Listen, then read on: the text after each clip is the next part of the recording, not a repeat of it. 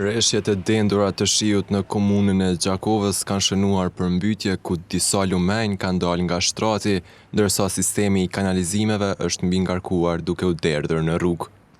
Në rrugën 14 qershori në Gjakov, kanalizimet janë parë duke dalë nga pusetat, ndërsa ujërat e ndotura janë përhapur në asfalt, duke vështirësuar qarkullimin. Në disa pjesë të rrugës uji është grumbulluar në sasi të madhe. Nga kompania rajonale e ujësjellësit Gjakova bëjnë të ditur se problemet janë evidentuar në disa objekte të qytetit, si pasojë e rreshjeve dhe përzierjes së ujërave atmosferike me ato të ndotura. Sipas tyre, këto probleme ndodhin kryesisht për shkak se budrumet e disa ndërtesave janë ndërtuar në nivelin e lejuar të kanalizimit, në kundërshtim me rregullat teknike. Në këto raste, ndërhyrja nga kompania nuk është e mundur pasi rregullimi i defekteve mbetet përgjegjësi e pronarëve dhe duhet të bëhet në mënyrë private.